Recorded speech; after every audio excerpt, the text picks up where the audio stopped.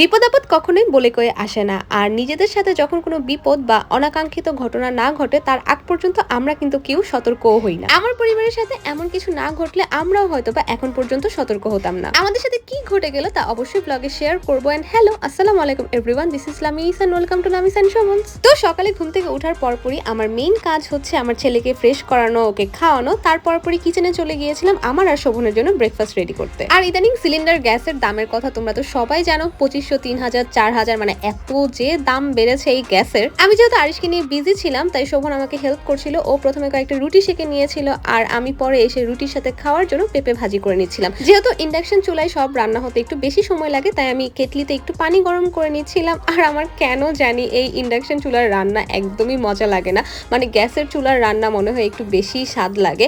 তো এখানে আমি একদমই কম মশলা দিয়ে পেঁপে ভাজি করে নিচ্ছিলাম, কারণ সকালবেলায় রুটির সাথে আলু ভাজি বা পেঁপে ভাজি হলে কিন্তু বেশ ভালোই লাগে। আর সাথে যদি 1 কাপ চা থাকে তাহলে তো আর কোনো কথাই নেই। এদিকে নাস্তা শেষ করে আমি কিন্তু আরিশকে গোসল করিয়েও নিয়ে আসলাম। আর ঘুম থেকে ওঠার পরপরই মনে হয় কি আমি একটা র্যাট রেসের মধ্যে চলে এসেছি, মানে একটার পর একটা কাজ সামনে চলে আসতেই থাকে। আর এখন আমি প্রায় প্রতি রাতে আমার হাজবেন্ডের জন্য যেই কাজটা করে থাকি সেটা হচ্ছে রাতে টক দই বসিয়ে রাখি আর সকালবেলায় ফ্রেশ টক দইটাই ওকে খেতে দেই। তবে গতকালকে যেহেতু ব্যস্ততার জন্য বানাতে পারিনি তাই শোভন বাইরে থেকে আড়ং-এর এই টক দইটা নিয়ে এসেছিল। আমি কিন্তু টক দইয়ের সাথে বাদাম, খেজুর বা বিভিন্ন ফ্রুটস অ্যাড করে তারপর ওকে দেই। দুপুরের রান্নাবান্না শেয়ার করার আগে তোমাদেরকে বলে রাখি আমার শাশুড়ি মায়ের নিজের হাতের বানানো এই হার্বাল তেলটার কথা। খাঁটি নারকেল তেলের সাথে 30টা প্রাকৃতিক উপাদান দিয়ে তিনি নিজেই এই তেলটা বানিয়ে থাকেন। আর যেসব আপু ভাইয়াদের অনেক বেশি চুল পড়ছে, যাদের চুলে খুশকি রয়েছে, যাদের চুল সহজে লম্বা কিংবা ঘন হতে চায় না, তারা চাইলে এক্ষুনি ইনবক্সে কিংবা উপরের দেওয়া নাম্বারে ক্যাশ অন ডেলিভারিতে অর্ডার করতে পারো। আচ্ছা, তোমাদের সাথে আগেও মনে হয় আমি ব্লগে শেয়ার করেছি যে শীতকালে আমার সব থেকে পছন্দের একটা সবজি হচ্ছে ব্রকলি। তাই আমি এখানে ব্রকলির সাথে ফুলকপি, কাঁচা পেঁপে, গাজর এই সব কিছু একসাথে মিলিয়ে চাইনিজ ভেজিটেবলের মতো বানাবো চিন্তা করেছিলাম। কারণ আমার হাজবেন্ডের ইদানিং খুবই গ্যাসের প্রবলেম হচ্ছে আর ডক্টর ওকে একদমই তেল, ঝাল, মশলা এই সব কিছু কমিয়ে খেতে বলেছে।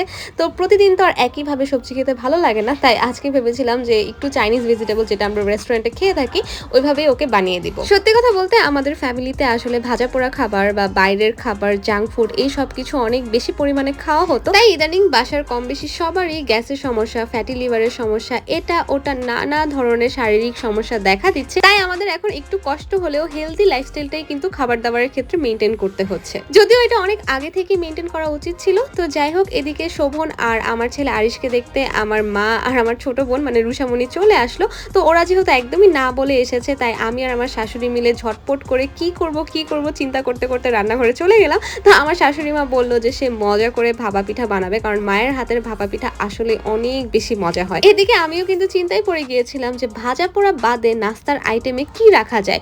তো পরে চিন্তা করে দেখলাম যে থাই স্যুপ যেটা আছে সেটাই করে ফেলি। তো চিকেন যেহেতু ছিল না আমি এখানে সসেস দিয়ে থাই স্যুপ করে ফেলেছিলাম, সেই সাথে ফ্রুটস দিয়েছিলাম কিছু, আর সেই সাথে আমার শাশুড়ি মায়ের হাতে বানানো গরম গরম ভাপা পিঠা ছিল সবার জন্য। মাশাআল্লাহ, আরিশ তো তার নানুমণিকে পেয়ে অনেক খুশি হয়ে গিয়েছিল, আম্মুর কোল থেকে একদম নামতেই চাইছিল না। তো রুষামণি আর আমার আম্মু চলে যাওয়ার পর রাতে এখানে আমি শোভনের জন্য কিছু সুজি টেলে রাখছিলাম।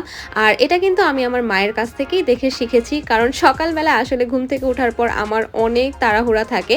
মানে আমার ছেলে যেহেতু অনেক ছোট, ওকে নিয়ে না নাস্তার আইটেম আমি খুব বেশি কিছু করতে পারি না। আর শোভনের জন্য যেহেতু ভাজা পোড়া খাবার এখন একদমই বাদ, মানে ডিম ভাজিও করা যাবে না যেহেতু এখানে তেল দেওয়া থাকে। তাই আমি চিন্তা করলাম যে রুটির সাথে সুজির হালুয়া এটা কিন্তু খুবই সেফ একটা অপশন। তবে সেই সুজির হালুয়াতে কোনো রকম ঘি, তেল বা অতিরিক্ত মিষ্টি দেওয়া যাবে না। তাই আমি নিজের সুবিধার জন্য এটাকে টেলে একটা কৌটায় নিয়ে রাখলাম যাতে সকালে দুধ চিনি অ্যাড করলে সুজিটা রেডি হয়ে যায়। এবার একটা ইন্টারেস্টিং বিষয় শেয়ার করি, সেটা হচ্ছে আরিশের একদম জন্মের শুরু থেকেই আমরা নিউ কেয়ার ডাইপারটাই বেশি ইউজ করেছি।